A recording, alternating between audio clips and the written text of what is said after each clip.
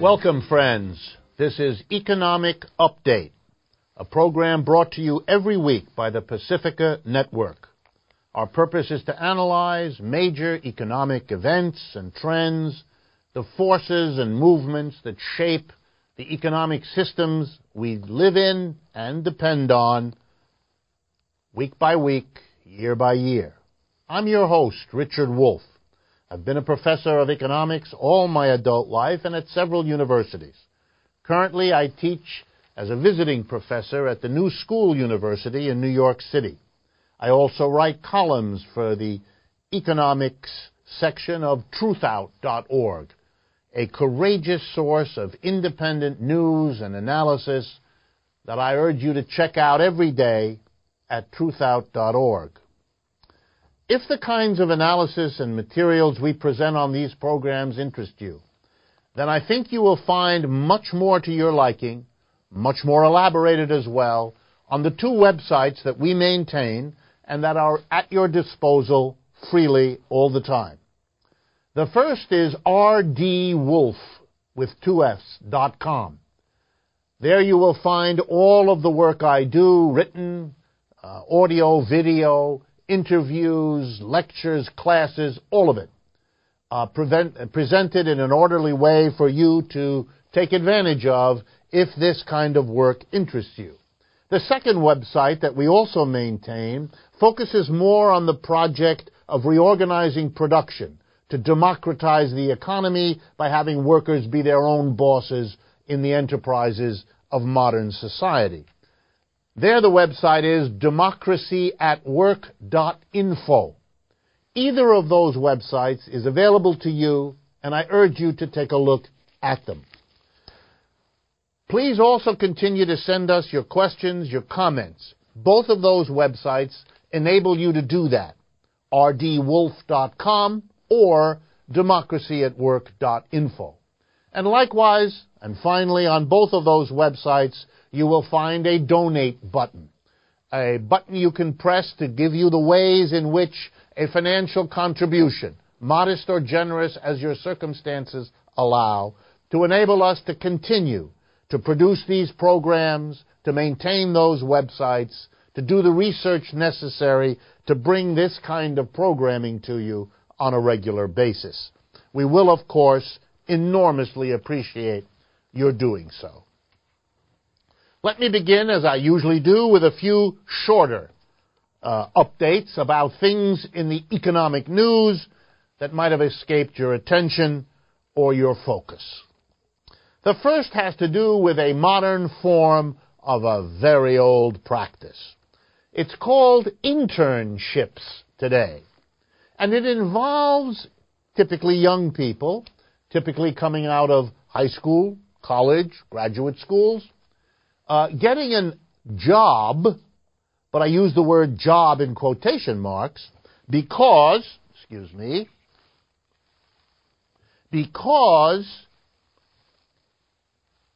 it doesn't pay, or it pays very, very little.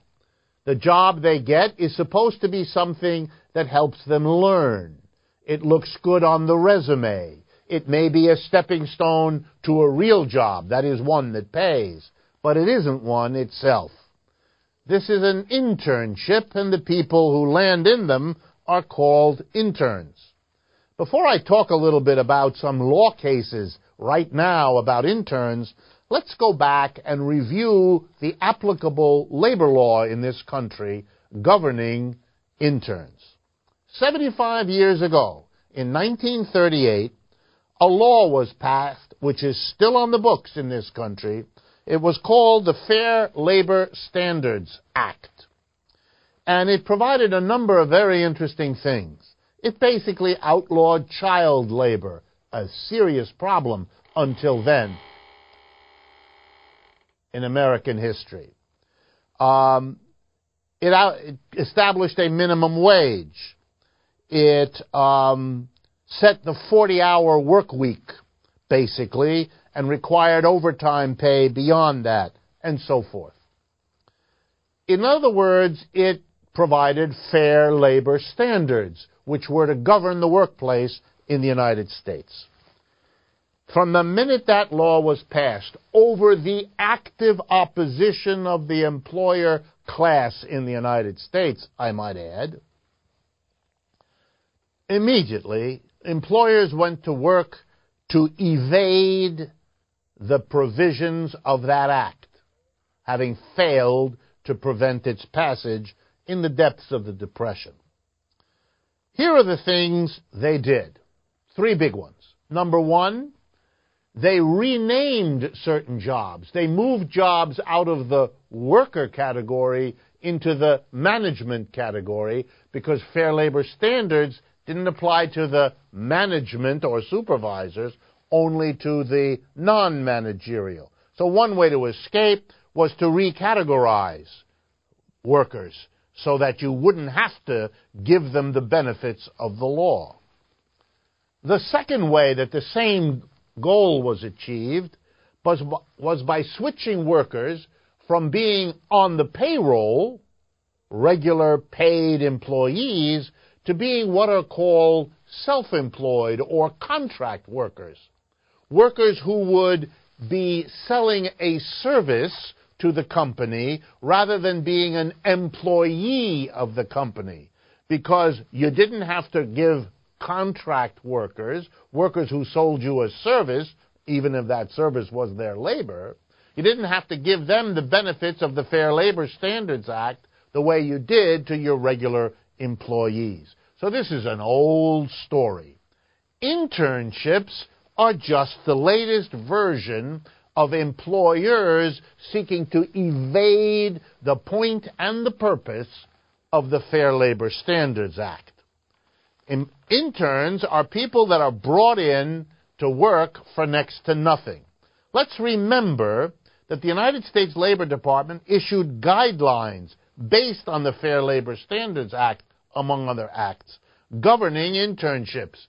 Let me tell you what they say.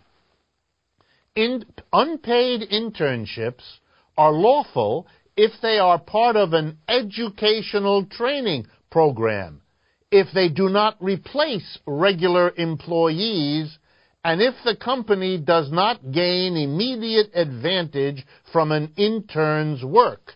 The work experience must also benefit the intern. Wow. This is very relevant because of lawsuits that have been filed very recently in New York City, in Federal District Court in Manhattan in New York City, lawsuits filed against W Magazine and the New Yorker magazine and its parent, Condé Nast Corporation. Basically, the suers, Lauren Ballinger and Matthew Leib, contend that they worked repeatedly for long periods of time, getting paid less than $1 per hour for their work, and they are demanding that the law step in to prevent this. In their suits filed, they claim the work they did wasn't particularly helpful to their personal development, did indeed benefit the corporation financially, basically making them work for next to no money as a way to evade what the law and the practice and the philosophy of the Fair Labor Standards Act always had in mind. Okay, let me turn next to hunger strikes. That's right, hunger strikes in Philadelphia, Pennsylvania, to protest what's going on to the public school system there. This is a story that I have been covering now for a while, so I wanted to continue. A number of employees of the schools and friends and parents have initiated a hunger strike to protest what is going on. In a modern, industrial, capitalist society like the United States, let's take a look at what's going on. Philadelphia is one of the nation's largest school districts. It serves 204,000 traditional and charter school students. It has now closed in recent times 30 schools and fired hundreds of central office workers. The hunger strikes were precipitated recently when a new group of workers, the music teachers, the instrumental music teachers, were fired. All 66 of them. They go to a total of 190 schools, service over 10,000 students, and present over 1,000 concerts a year. Their positions have been eliminated as part of the ongoing crippling of the public school system. The state-run School Reform Commission, which oversees this district, has asked the city for $60 million to try to cope with this situation, and asked the state for $120 million to keep the system from complete collapse. But it has also asked for an additional funds, $130 million, from the teachers' unions as concessions. That's right. They want the teachers to pay more than they're even asking the state to pay. Wow. The governor, a Republican, and the city of Philadelphia is mostly run by Democrats, the governor is pushing especially hard for union concessions, demanding, and listen to this, salary freezes through 2017 for the teachers, an increase in the length of the working day, and asking employees of teacher unions and educational worker unions to pay for part of their health insurance. Okay, you can see the picture here. What the officials are doing is saying, we're going to worsen the quality of education for the mass of people, and we're going to worsen the job and income situation for a major part of public employees. We're not quite sure which mix of which one will be a little more, which one will be a little worse. What we're not going to do is tax corporations, tax wealthy people to enable a society to provide a decent education for its children. That's what we're not going to do. We're going to stick it to the kids, stick it to their parents, and stick it to the workers. That's the plan. That's what's happening in the United States of America in one of its largest school districts. Something is happening to this system. Watch it and pay attention. The next update is about a trip to Africa that is occupying our president as we speak. The trip includes a visit to the used to be called the Union of South Africa. It's now the Republic of South Africa. But Mr. Obama is not getting the attention he had hoped for. The most important trade union in South Africa, the Congress of South African Trade Unions, COSATU, is very dissatisfied with Mr. Obama. He's not the hero he was when he first came into office, something being replicated everywhere in the world, inside and outside the United States. Listen to the speech of Bongani Masuku, the International Relations Secretary of the Congress of South African Trade Unions. Here's what he says. Obama is perpetuating American foreign policy. The U.S. is an empire run on behalf of multinational companies and the ruling class of America. U.S. foreign policy is militarizing international relations to sponsor and make their own weapons. Many in Africa, he continues, had impossibly high hopes for Obama. I'm not disappointed because I didn't expect anything. It's not about the individual. It's not about the race he came from. It's about the class he represents. It's like he's the gatekeeper for white monopoly capital. He promised things we knew he wouldn't be able to do. And as if to confirm just exactly what this union official said, let me close this by reading to you the statement of Ben Rhodes, the White House's Deputy National Security Advisor for Strategic Communications, describing Obama's visit and its purpose to South Africa.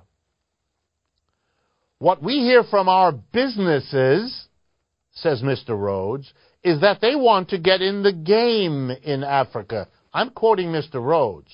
There are other countries getting in the game in Africa: China, Brazil, Turkey.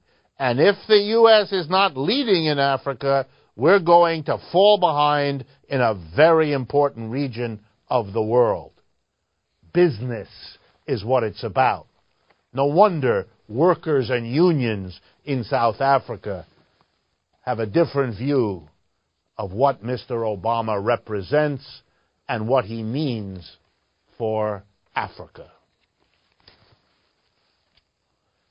I turn now, as we always do, to a discussion of more substantive, broader issues that take a little more time. And I want to do several with you now that I think are especially important. The first has to do with monetary policy here in the United States, and indeed in a number of countries, Japan, Europe, and so on. It's important, it gets a lot of attention, but there's a great deal of confusion about what's at stake. First, monetary policy is usually the job of the central bank of a society. The Bank of England, the Bank of France, the European Central Bank, and so on.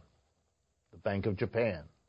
Here in the United States, we don't have something called that, but we have something, the Federal Reserve, that plays the same role.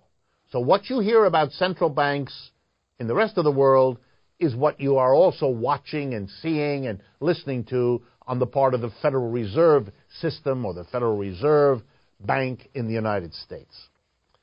All these central banks have basically two things they focus on: the interest rates and the quantity of money in circulation. They focus on those two things, the quantity of money in circulation and the interest rate, because those are tools of monetary policy. The Federal Reserve can shape them and in that way manipulate the economic system.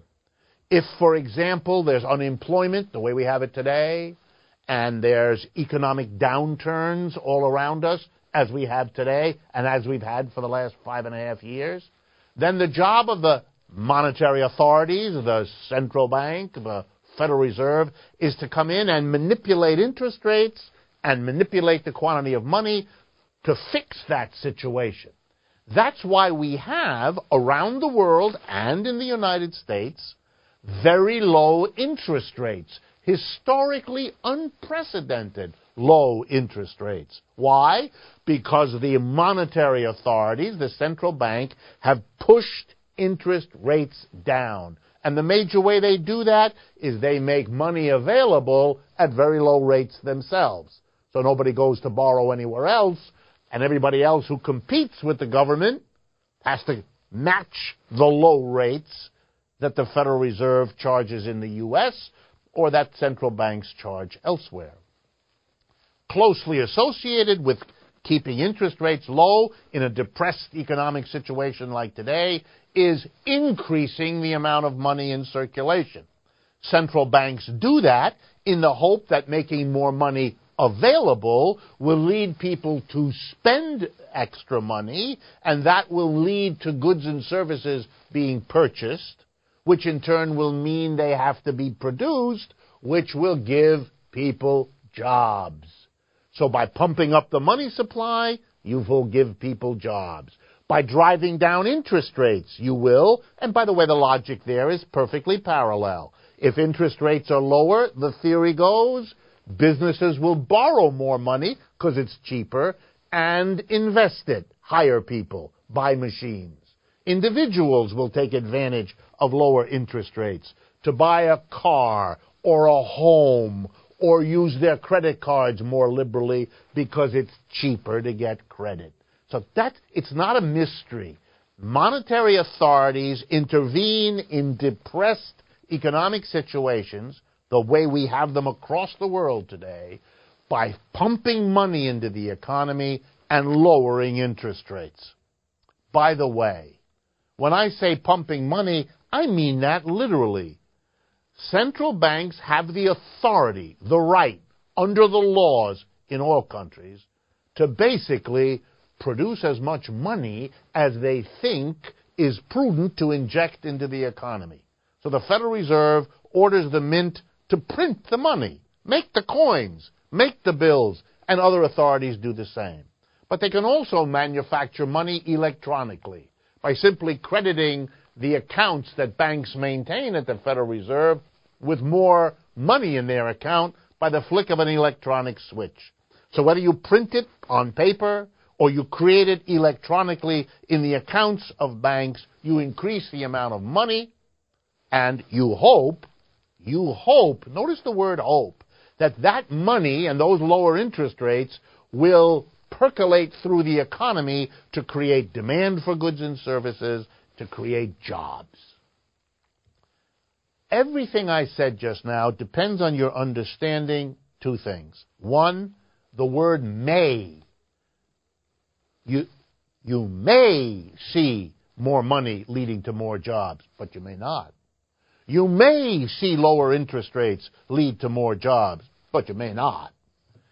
What is the may about? The answer is simple.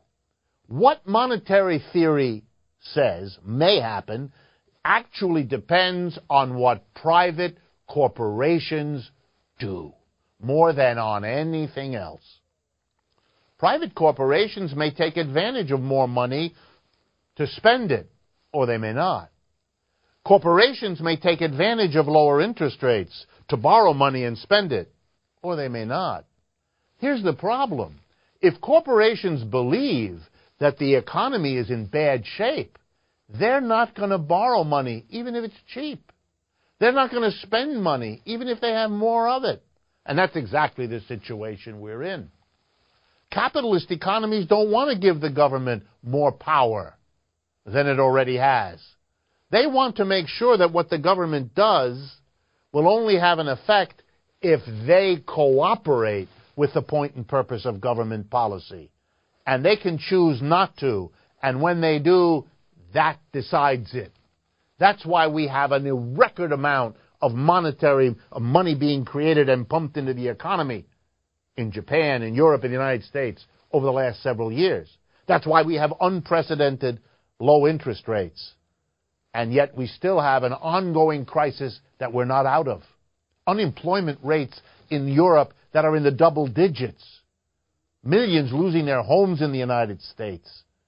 We're not even halfway back to the level of unemployment we had before this crisis hit, etc., etc. So monetary policy has not worked. True, you could always argue that if they hadn't lowered interest rates and if they hadn't pumped money in, things might be even worse. You can make that case. But that's a long way from saying this is a successful policy. By the way, in the United States, where increasing money scares people, we have a new name for it. Quantitative easing. Same old story, just a new name. Quantitative easing the monetary flow in the system. Last point to keep in mind. There are side effects. There are risks to monetary policy. Here's a big one, and you're going to be hearing about it more. As interest rates are lower, more and more people do borrow. They don't necessarily borrow to produce jobs. For example, in the United States, the low interest rates and the excess money have been used to borrow for speculating in stocks. That's why our stock market has gone up, even though our underlying economy doesn't justify it. But here's the biggest risk of all. That with all these borrowings to buy shares, to speculate, you may get a crunch in which the lenders get nervous and start raising the interest rates. Then you have a new problem. People buy fewer cars and homes because rising interest rates makes that more expensive. Here's another risk. With all that money in the economy, maybe people will get scared that the money isn't worth what it once was, and so they'll start buying things, hoping that that's a safer way to hold your wealth than holding it in money, because money might lose its value. But if people start buying things in large numbers with all that extra money, up will go the prices. Oh, but if the prices go up, my goodness, then we have an inflation. Then the money isn't worth so much, and people will spend even more, and the money will go crazy. Could we have an inflation with all the money we've created around the world? You bet. Could we have rising interest rates as lenders get nervous about how much is owed them and how safe their loans out there are? You bet. And could inflation or rising interest rates worsen the crisis we're in before we get out of it? You bet. So don't think that monetary policy is under control. Don't think it's some magical panacea. Don't think if we stop doing it, that'll be the solution, any more than doing it has been the solution. It's just a policy tool. It depends on the cooperation of business, which hasn't seen fit to cooperate so far and may not do so in the future.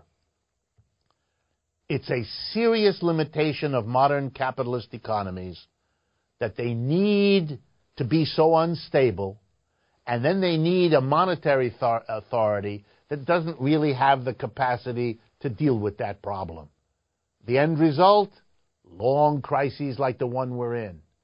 Millions of people suffering in ways neither necessary nor rational.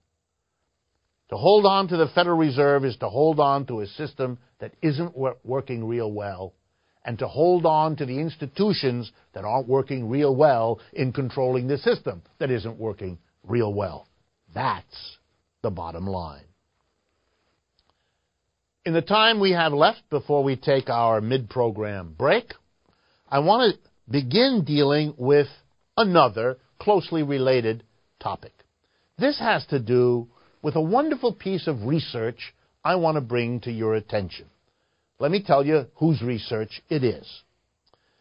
Matthijs van Dijk, I hope I'm pronouncing his name correctly, is a professor of finance at the Rotterdam School of Management at Erasmus University in the Netherlands. Professor van Dijk, and he spells it D-I-J-K, Matthijs van Dijk, produced a working paper June of 2013, called The Social Costs, of Financial Crises. Here's what Professor van Dijk did. Wonderful piece of research. He said, I'm going to look at carefully and get these numbers, 187 banking crises in 126 countries over the period 1970 to 2009. So we're talking just shy of 40 years, roughly the last 40 years. It turns out that in the 126 countries that he looked at, the major countries of this world, there were 187 banking crises. Now, before I say another word, just think about those numbers. When I said a few moments ago that capitalism is an unstable system, here's the proof. We have a system about whom it can be said that in 126 different countries, we had 187 banking crises. Wow. But that's nothing compared to what Professor van Dijk found. He said, I wanted to look at the social consequences of these crises. What happened to the societies? And let me put it all together to get a sense of the cost of, let's call it, these are not his words, capitalism's inherent, unpreventable, and never prevented instability. Good. I'm going to give you the examples he chooses to stress in the abstract he provides for his paper. But his paper is available on the Internet.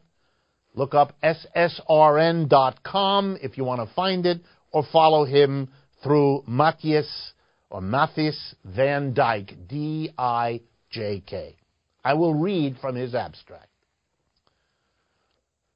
In the 6 years following a crisis, average life expectancy declines by 9 months.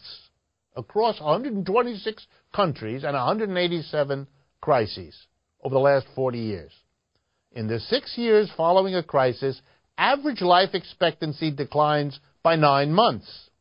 Primary school enrollment drops by 3.5%. Fertility falls by 5.5%, although adolescent fertility, teenage pregnancy, rises by 4.5%. I also find a considerable short-run worsening of poverty and income equality, and a lasting 50% increase in outbound refugees and inbound foreign aid. Although output and employment suffer at least as much for developed countries, the social costs of financial crises are much greater for less developed countries. The costs of capitalism are staggering, and Professor Van Dijk's research gives us a good illustration. Please take a break with me for a moment. This is Richard Wolff, Economic Update. I will be right back. Welcome back.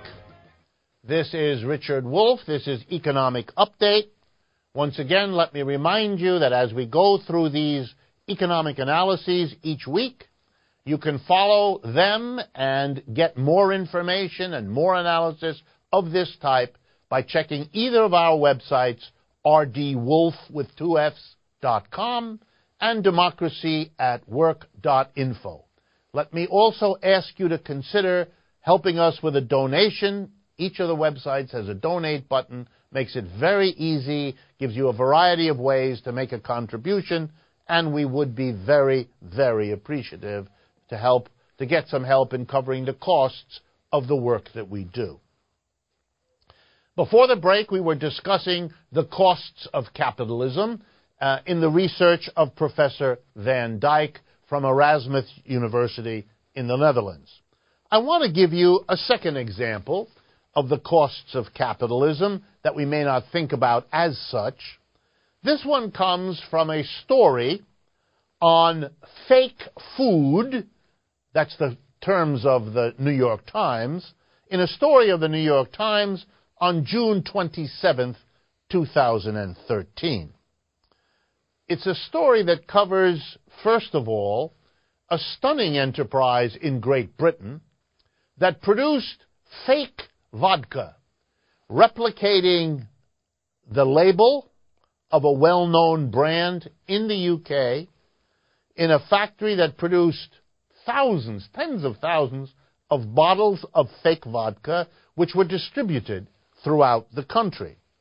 And in this story, the New York Times reporters follow up and begin to uncover a vast network of food fraud, fake food, around the world in many countries.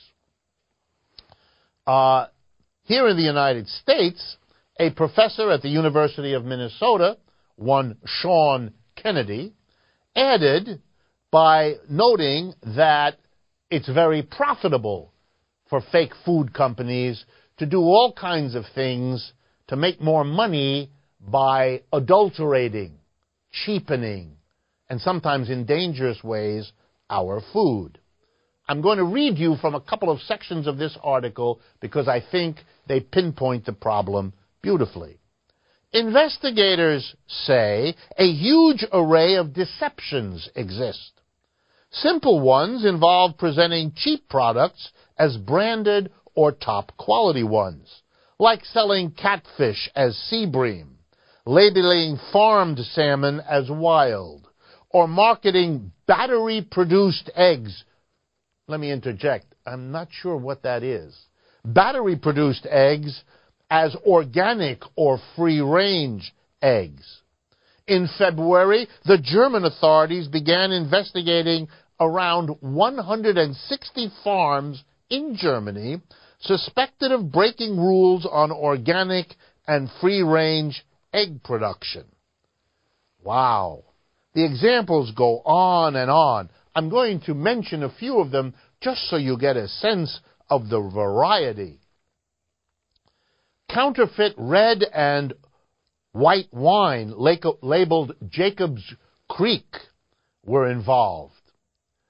There the folks were caught because they misspelled one of the names on the label, and that was caught. That in Great Britain. Here are some other items that were faked, although we're not told exactly how. Durex condoms. A bottle of Bollinger champagne. The examples go on and on. But here's the statement of a British official in charge of catching and prosecuting fake food criminals. Let me quote to you. Whether or not they know it's counterfeit is a moot point. He adds, Christopher Rowe, that there are just not enough resources to combat the problem. With counterfeit products, he added, quote, the more you look, the more you know you will find. Here's the honest story, friends. Food is an absolute requirement of life. If you permit a profit-making capitalist motive to operate your food system, you're going to get an endless flow of companies, individuals, seeking to make or enhance their profits by adulterating, cheapening, faking the food that we eat. In order to control that, you will have to spend a fortune of money policing the profit motive-driven capitalist food system. Here's a question an honest, rational society would have asked itself long ago. Is it cheaper to switch from a profit-making capitalist food system to one that doesn't have that motive, that makes food under a regime of people who know they have to live and eat it, who don't have to make a profit? Might that be a cheaper, more efficient way than to let profit control the food and then have an army of people who produce nothing but watch and catch the criminals that a profit motive-driven system produces and reproduces over and over again? Let me turn to another topic that's a major topic for our attention and has been on and off, but I now want to make it explicit. Capitalism is a system, something we keep returning to because it's the economic system, and this is a program called Economic Update. Makes a certain sense if you think about it.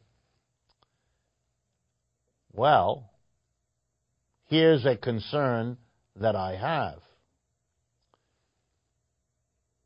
Capitalism has contradictions, things in it that work at cross purposes, that conflict, and that cause all manner of problems because they do.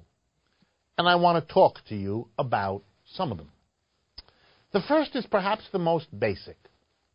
At any given moment in the life of an enterprise, a factory, an office, a store, if the employer can get away with giving the worker less money for whatever work that worker does, the employer will get more profits. Less wages paid, more money in the pocket of the employer. And for the worker, the reverse. If I can get paid more for the work I'm doing, I will be better off, and then there'll be a little less profit for the employer because he's going to have to give me more. I'm still producing the same stuff. He's selling it, presumably at the same price. So everything's the same except I want more, it's less for him. In other words, capitalism is a system organized so that at the point of production, at the point of the relationship between the operator, the employer, the supervisor, the executive on the one hand, and the workers who actually make this stuff on the other, we have conflict, opposition, antagonism, friction. You know, this is a little bit like organizing a family picnic where you and your uncles and aunts and cousins get together and have or plan to have a good time.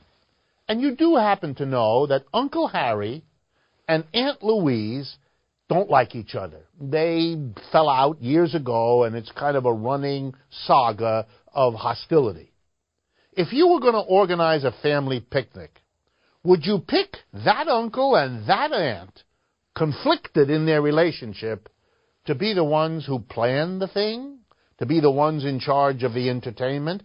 Would you put them together in an important part of what this event is going to be? And the answer is obviously no.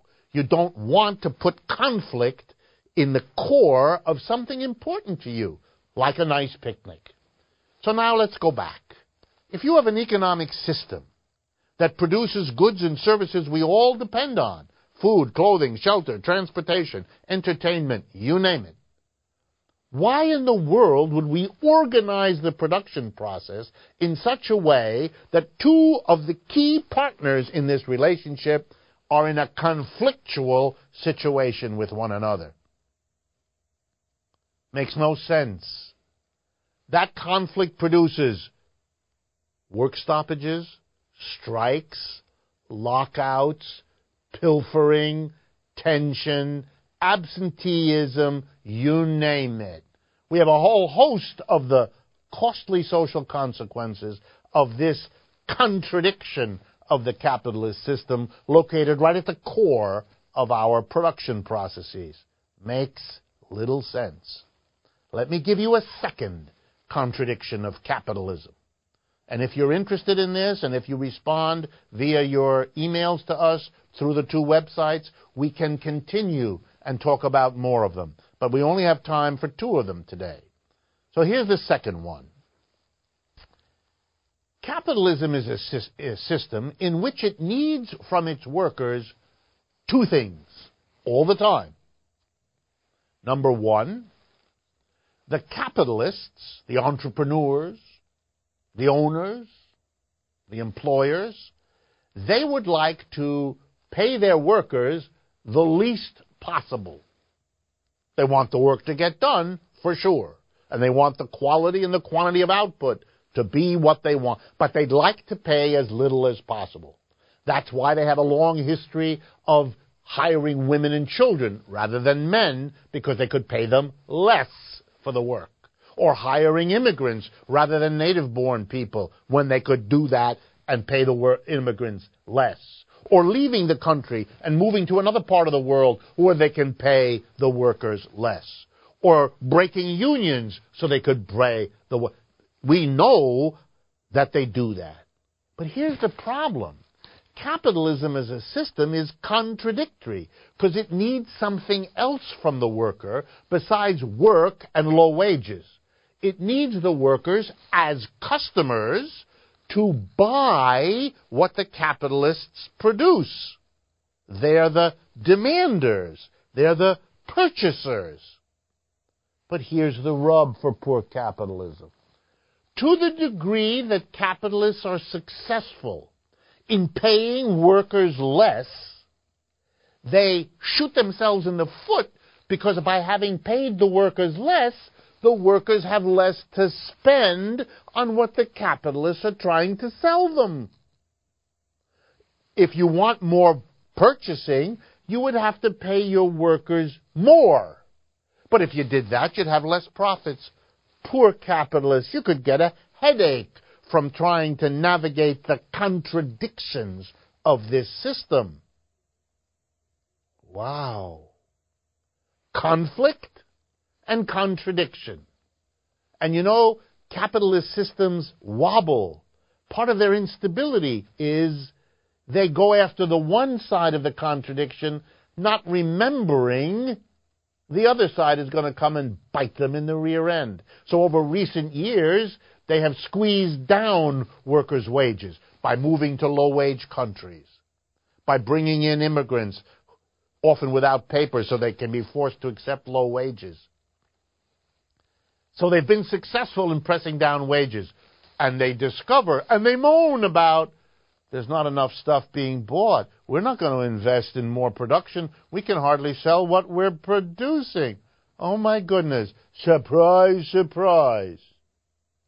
Capitalism's contradictions haunt the system and explain much of its dysfunction more now than perhaps at any time.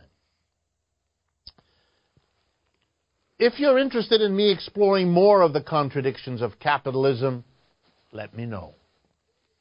Meanwhile, let me turn, as we always do in the final section of this program, to my responses to some of the questions and comments you've sent in, and for which, by the way, we are, and I mean that, very grateful. Here's the first.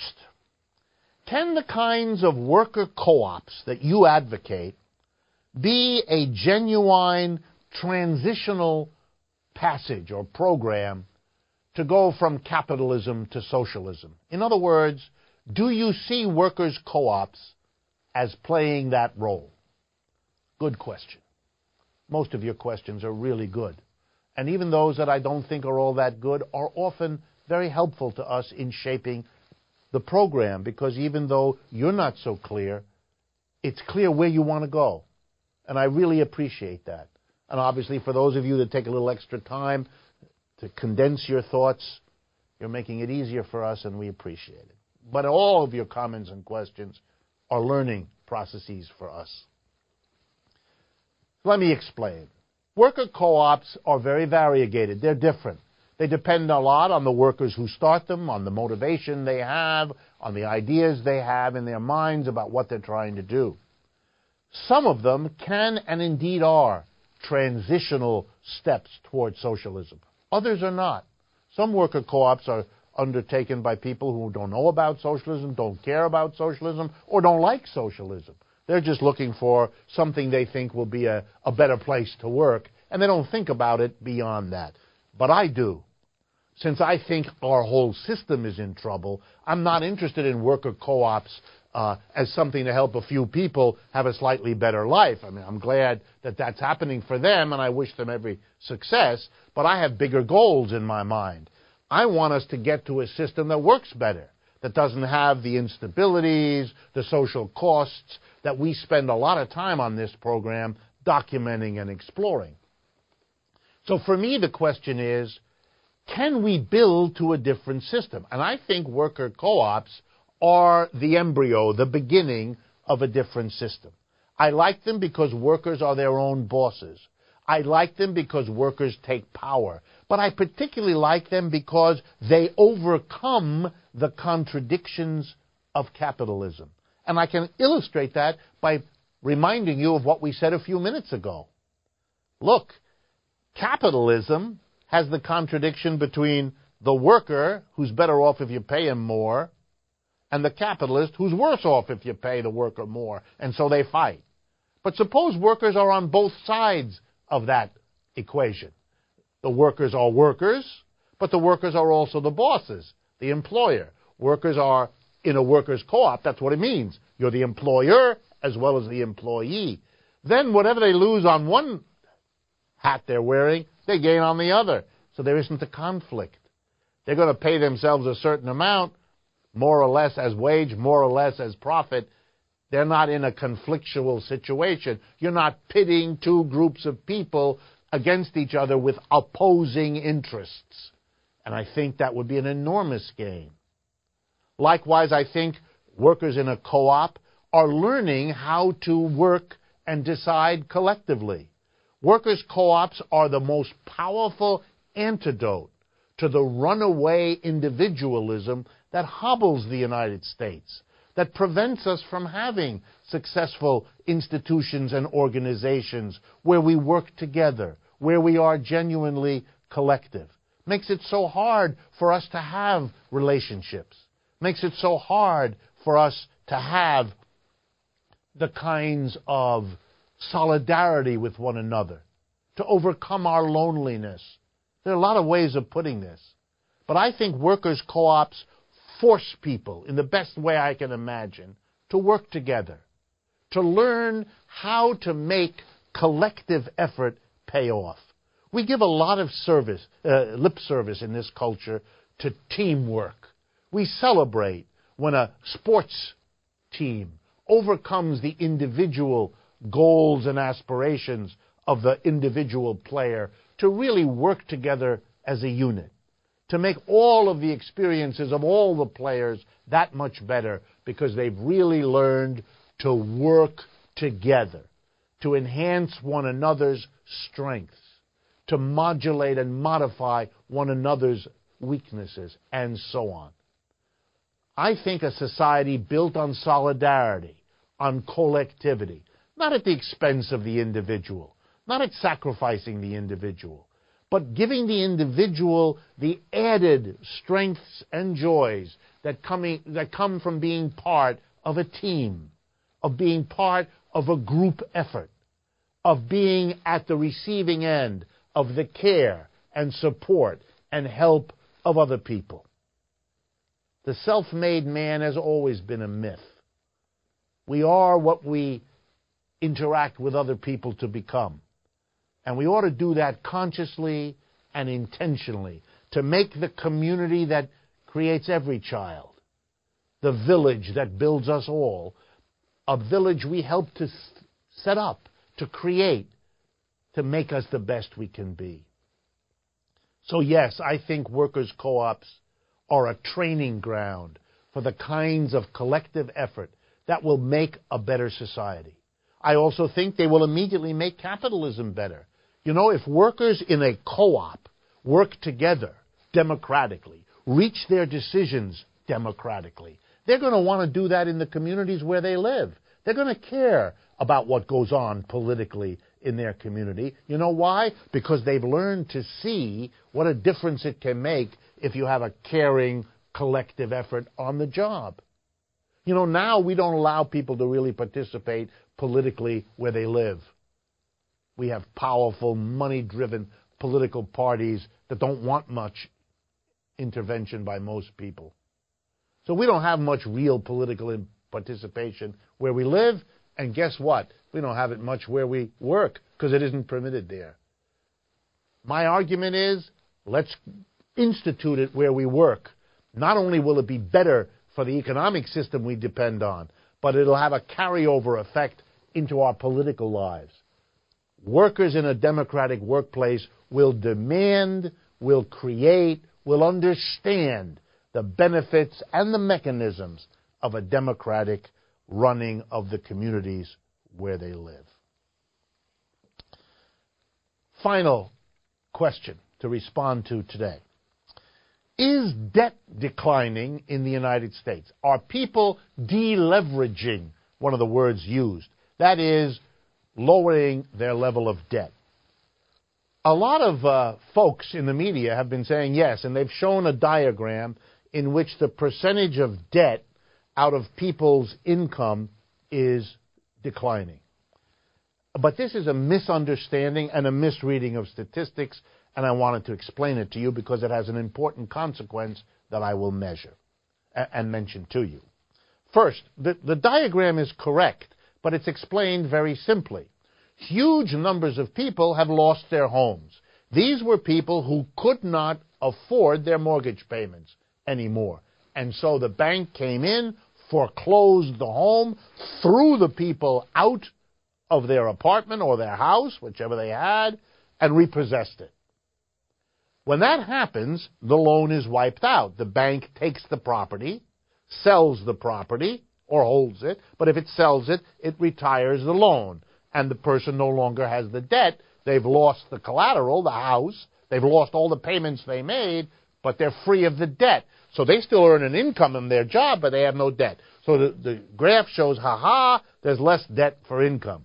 But those people are in terrible economic shape. Meanwhile, everybody who's holding on to their house still has a lot of debt.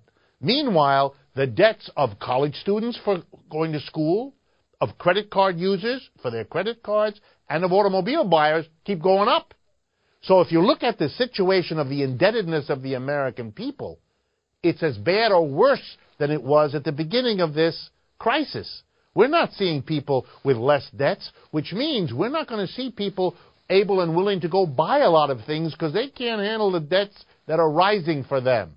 The only people with less debts are the people who've already suffered bankruptcy, been foreclosed out of their home. They're the ones who explain the statistic of less debt. Don't infer a better economic situation. It's actually a sign of the opposite. We have to sign off now. We've come to the end of the program. Thank you very, very much for your attention. This is Richard Wolff, Economic Update. I hope you will join me again next week.